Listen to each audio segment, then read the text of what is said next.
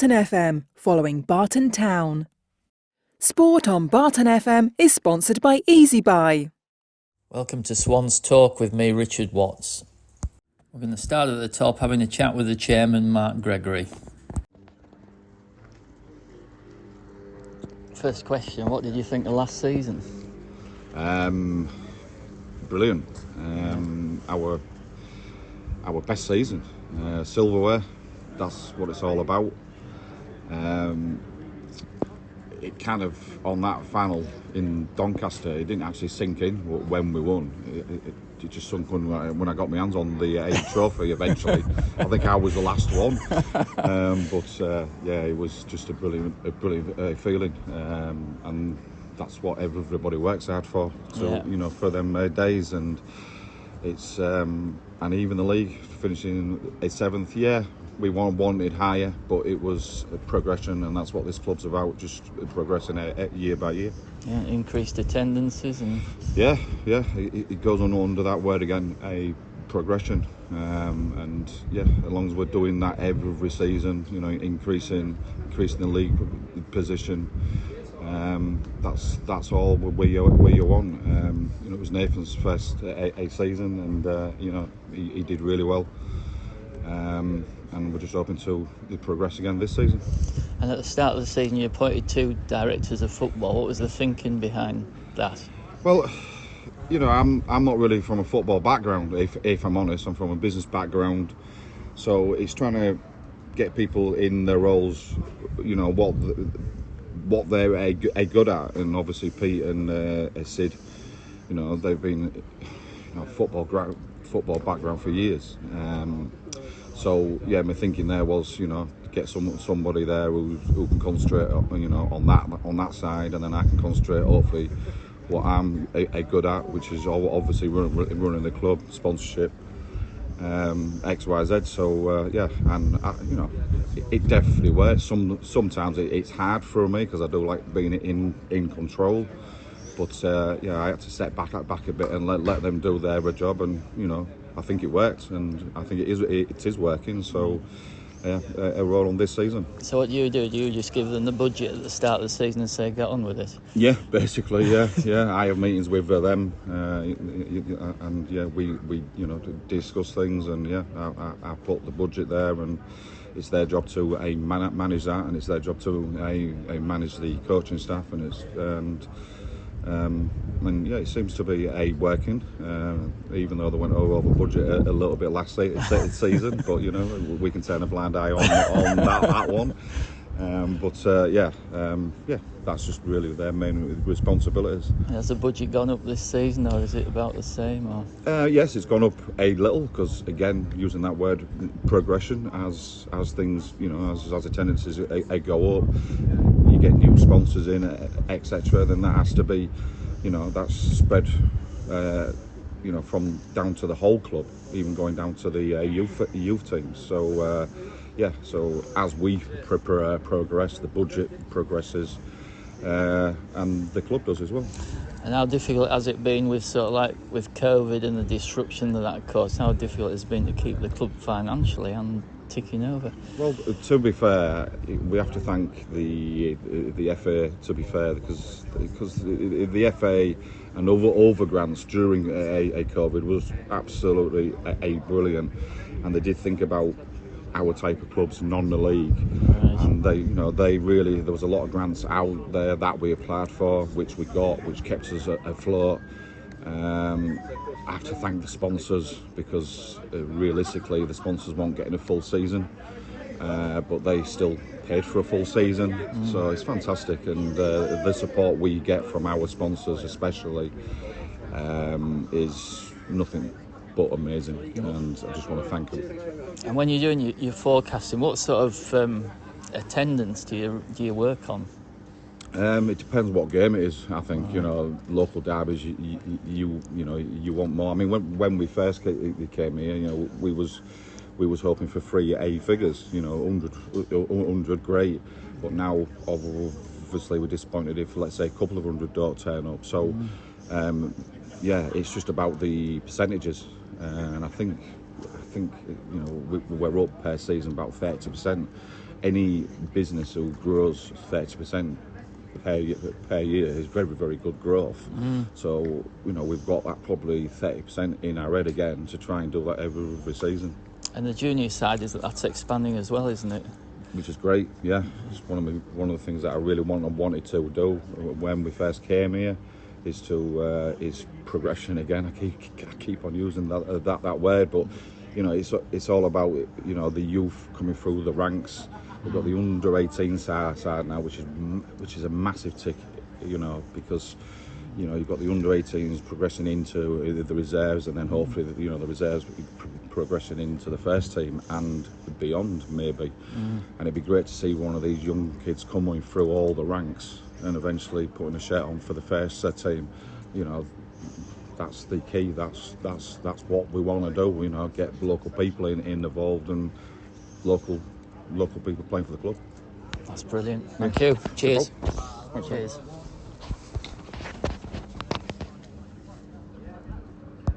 For the latest Barton Town news and information, visit the club's website at www.bartontownfc.co.uk. Next up, we've got Trevor Richins talking to Barton midfielder Josh Baker. So we've got Josh Baker here. So I understand you're leaving the club after several seasons, Josh. Yeah, I'm leaving due to work opportunities in the United States. So be going back the next few weeks, pending everything goes all right with receiving my visa. So yeah, I think I first started playing here when I was about 16. So, but I've had a spell in America within that time, and as I say, just been offered a job. So okay. Going to be going. So where will you be working, and what will you be doing? I'll be coaching over in North Carolina. So when I went over on a scholarship, it's the team that I played for. I've been offered an assistant coach's job there, so that's what I'll be doing. Okay, so that's soccer as they'd have it. Yeah, as they call it, soccer. But. Okay, and how's the foot? You obviously had a foot injury. Yeah, it's all right. To be fair, I haven't felt anything since I had my op. It's been absolutely fine. Yeah. And what do they do with the operation? They screwed it together. Yeah, they put a screw in it. Opened it up and put a screw in, but I've not felt anything since. Okay, I suppose when you go through the normal bits and pieces you have in the programme. Birthday? 14th of July, 1998. That's one day before me. Favourite foods? Favourite food? Curry, Indian. Indian curry? Yeah. Okay, anything in particular? Hot? Spicy? Fairly hot, yeah. A few good ones in Barton, so not that hot. Right, not that. Maybe a jalfrezi or something. Okay. Raj or Bengal in Barton. And what would you drink with that? Lager? Yeah, Cobra. Okay. Holiday destinations? I mean, Um, obviously you've been to the States. Presumably, were you there on holiday or were you there at work? You said you were there working. Yeah, I did a scholarship there for about 3.5-4 years over there playing. So there or Tenerife. Right. Yeah. Okay.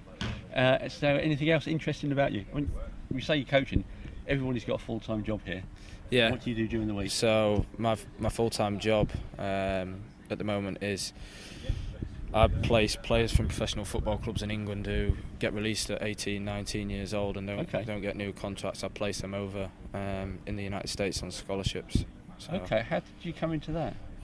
So when I was released at 18 from Hull City, I went through a company called Vertex Soccer who provide basically what I do now, and they placed me over in America on a scholarship, and then when I finished my scholarship they offered me a job. So we send lads from Premiership, Championship, League 1, League 2 football clubs and do tours as well where we bring MLS academies in US universities over to England as well. So there's quite a few players that are going from England to the States. Yeah, I think we've sent last year we sent 96 players from professional academies over. So You've not heard of a guy called Joe Dixon, have you? No. Okay, keep well away from him. Yeah.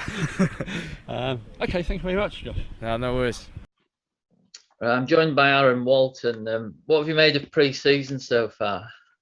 Well, as I say, I've only seen a couple of games, been there myself for a couple of games, and I thought the first one I saw them against Lincoln United, 2-2 draw. I thought they were very unlucky because Lincoln really didn't have that many shots on target or made Barton struggle. It was just a slip by Charlie Dixon in goal. And then the second half, Tom Nicholson just missed a cross. So I think that's the only sort of two chances they had, and they scored off them both. Whereas Barton were quite dominant and looked quite good. And the second game I saw them was the last game where they played, and it was a very unusual game, wasn't it? It was against Gainsborough Trinity, and actually, I think we said it was 6-0 at one time, and then it ended up being 6-3. But like you said, it could have been 6-5. That's right. And also, I mean, the first 4 goals that Gainsborough scored were the only 4 attacks they'd had. Yeah, again. Every time they had a shot, they put it in the back of the net. Yeah, exactly. They certainly knew how to finish. But I thought Barton, apart from those, I mean, if you don't look at the score, I mean, obviously pre-season, they look to be stringing passes together, playing well, good movement. The new guys that have come in, look, they fitted in well. But it's a results business, isn't it, at the end of the day? So it is, yeah. And they were quite impressive games, weren't they? Especially in the second half. I thought, although Barton won the second half, I thought Gainsborough were more impressive in the second half than they were in the first. Yeah, there was. There were quite a few young lads in who looked keen, hungry, fit, and fast. Well, Barton were as well, though. To be fair, Barton were. So it looks. You can never tell with pre-season, can you? No. You never know. I mean, you can have a really good pre-season, come into it full of confidence, and then somebody, like last season, who did we play first? I can't remember. Was it Malty or somebody like that? No, it wasn't it? Knaresborough. Dominated the game and lost 1-0. Yeah, and that sets you off on the wrong foot to start with. Or you can have a really bad pre-season and start well in the league. Yeah. So I don't think there's much in it. I think Danny North once said that when he was playing for Grimsby, they had a really brilliant pre-season, expected lots, and got relegated. So you just can't tell. You just can't tell. No. There's some good new arrivals, isn't there? I like the look of Danny Trott up front. It's good to see a big man up front as an alternative. Yeah, he'll take the pressure off Ben a bit and possibly look after Ben a bit. But Danny can definitely hold the ball up and play it about a bit. He's bags of experience, so that's a good addition. And Nathan Hottie, what a terrific player he is to get vastly experienced at non-league level, at higher levels, isn't he? He plays just about anywhere as well. Yeah, terrific definitely. Player. Oozes class, really good player. And he's the captain for this season as well. So yeah. And I quite like the way Spinks has looked in pre-season. A shot on him. Oh, he has, yeah. As we can all remember, if you went to watch them when he played for Hall Road against Ferriby, he scored that lovely free kick. So yeah, definitely looks good. Links up well with the other players. So it's all looking good. I don't know if there's any more additions Nathan Jarman's going to make, but it certainly looks good, and especially the retention of virtually all the team as well. That must be a good starting point, because usually every season, especially at this level, you're starting with probably 8 or 9 new players all the time, and it's not good for continuity. So I think that's a good thing, that he's got the basis and he's got that good team spirit built up.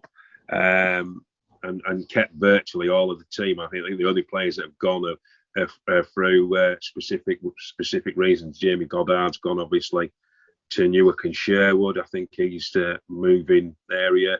Obviously, Mike Emery's gone. He's moved area as well. And Curtis Bateson's gone to Cleethorpes. Yeah. So I think that's just the 3 I can think off the top of my head that's gone. And coming up, we've got Albion Sports on Saturday. In the last season, gave them a good beating 5-0, didn't we? Yeah, definitely. And I didn't go to the away game. I know you did, Richard. Was it 2-1 or 2-0? I can't remember. Yeah, it was certainly Barton certainly deserved the win. Definitely. No, I think it'd be a different proposition, Garforth. Not Garforth, listen at me. That's a good start to the season, isn't it? Albion Sports. I always say I don't know what I'm talking about. Albion Sports, obviously from Bradford. And I know you, Richard, there's a couple of players they've got, and I know you quite like these 2 players. They've got them from Garforth. Hasgorgi. We like the look of him, don't we, when we've seen him at Garforth? Yeah, we do. Yeah. ex-Tadcaster, Lancaster and Cheadle. He's a good player. And, of course, one of your favourites, Elmo Silva from Garforth. Yeah, I thought he was a good player. I like the look of him. Yeah, definitely. So they've got a good couple of players there. They've got a few players in. I mean, usually it's a bit of a triangle in Bradford with the teams: the Thacklers, the Eccleshills, the Campions, the Albion Sports. They tend to do the rounds, don't they? I mean, if we just look at who they've got, I mean, I can go from, they've got Thomas Ponter, he's from Campion. They've got Awis Khan, he's come from Eccleshill. Robbie Fox, Silsden. Isaac Holding, although he's had a couple of seasons at Albion, he's been at Silsden. We've got Tab Hussain, probably one of their better players, Guiseley, Bradford Park Avenue, and he's a Pakistani international as well. So big things from Tab Hussain, he's a winger. And they've also got George McMahon, goalkeeper, Richard, Rotherham, Burnley, Ashton United, and the Republic of Ireland under-19. So expecting big things from George. They probably have a terrible game or not even play. But usually a lot of the players they've got have come from either Eccleshill, Campion, Silsden. I think another good signing, and we do like Silsden, don't we? They've got Robbie Fox, and who's the other one from Silsden who I can't quite remember. They did have two from Silsden. It'll come to me in a minute. But it looks a better team than they had last season. I know they struggled most of last season, didn't they? And they would have gone down if it wasn't for Staveley asking for relegation, voluntary relegation. So they've been, like Barton did a good few seasons ago, they got a reprieve. So hopefully they'll make the most of it, because we like Albion Sport. We like going to Albion Sport. They're a very good club. They're a very hospitable club. Always look after you well, and let's hope we get 3 points. Yeah, let's hope so. I mean, if you would hope, even if Albion have strengthened quite a bit, Barton will still have too much for them. I would hope so. But as Jimmy Graves says, it's a funny old game. Yeah, it certainly is. But the thing with Albion Sport is don't upset the Bassey boys, because they've got two players, assistant manager, and then the chairman, the treasurer, are all Bassies. So don't upset them. It's a family affair, as the song goes. But they're all lovely guys. They're really nice guys. So looking forward to the first game of the season. Looking forward to seeing how we get on and see how we play. Yes, it'll be good to be back in action. Let's have a look at what August has got in store for Barton. On the 6th of August in the FA Cup, the extra preliminary round, Barton visit Bottisford Town. That's a 3 o'clock kick-off. Then on the 9th of August in the league, they're at Hallam. That's a 7:45 kick-off. On the 13th in the league, Barton entertain Eccleshill. That's a 3 o'clock kick-off. On the 16th of August, and Barton on the road again, this time at Gould for a 7:45 kick-off. And then the following Saturday, the 20th, also on the road at Maltby Main. That's a 3 o'clock kick-off. Barton in the month, 30th of August, they're at home to Garforth Town. That's a 7:45 kick-off. Now we'll go back to Trevor Richins, who's talking to Nathan Jarman, and then Stephan Wilkowski.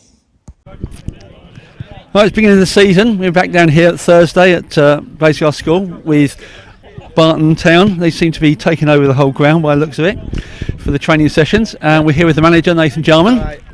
First game of the season coming up. Yeah. Albion Sports. Looking forward to it, yeah. I think it'll be a different test from the game we had last season against them. But yeah, looking forward to it. It'll just mean football's flown back around. But we've been in now for 6 weeks and we're fit, sharp. Hopefully we'll be sharper than the game against Gainsborough on Saturday. So yeah, looking forward to it. Were we really not that sharp on Saturday, do you think? Do you know what? We started well. We'd had a game Thursday night and we'd exploded in that one, done really well.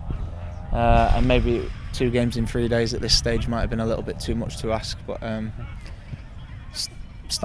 my standards especially, are always going to be up there, and we didn't meet them on Saturday. So we had a good run on Tuesday, and yeah, hopefully it's out of the system.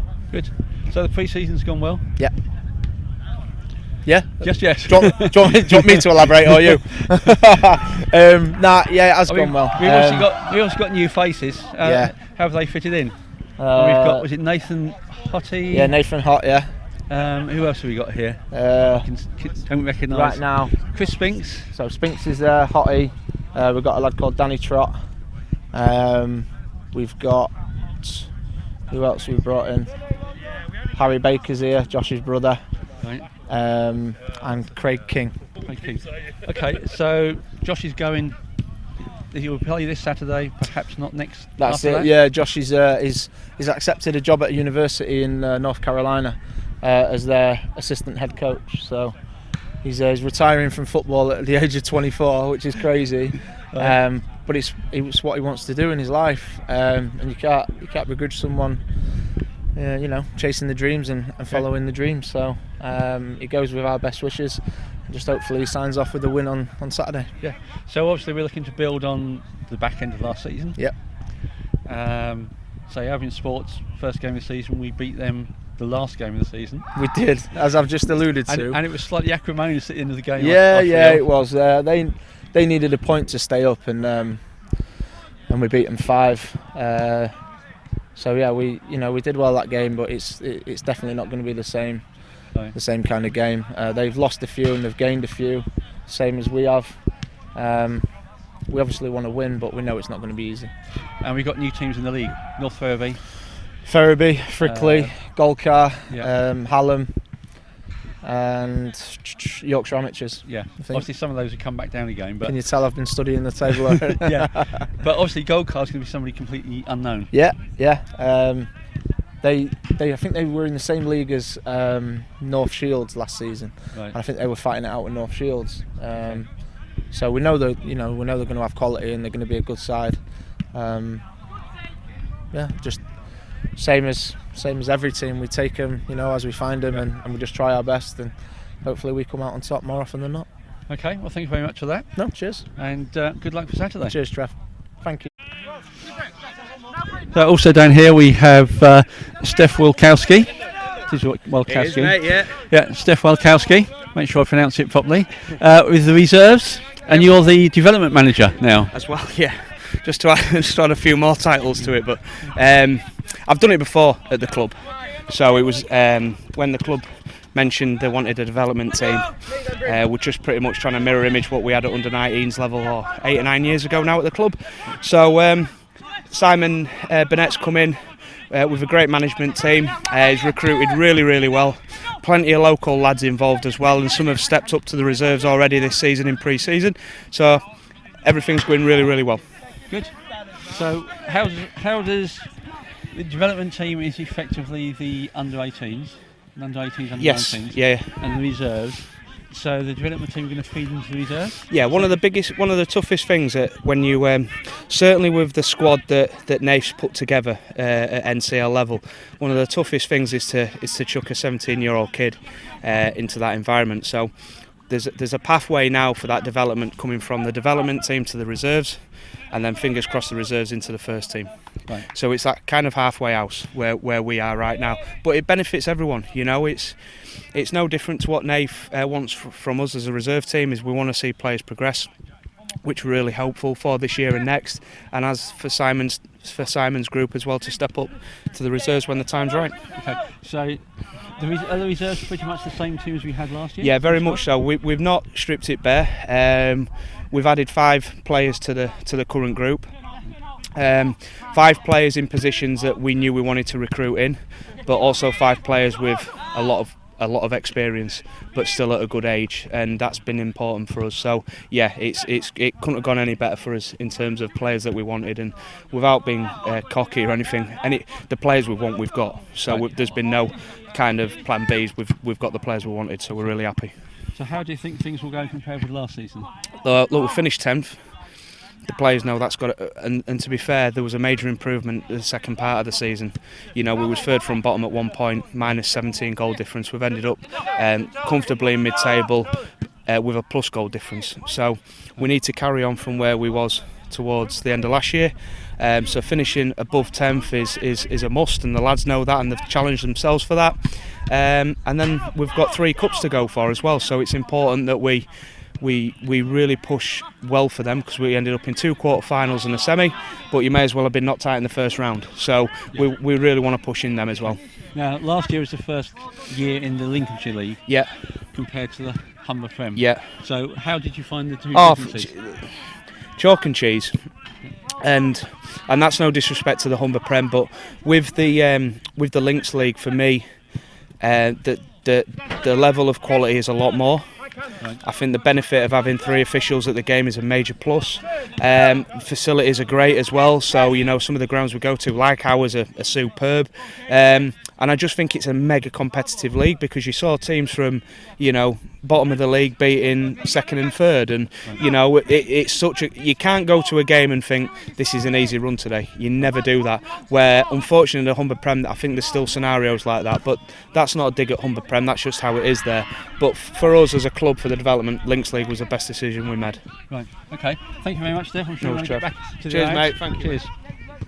That's it for this edition of Swans Talk. Thanks for listening.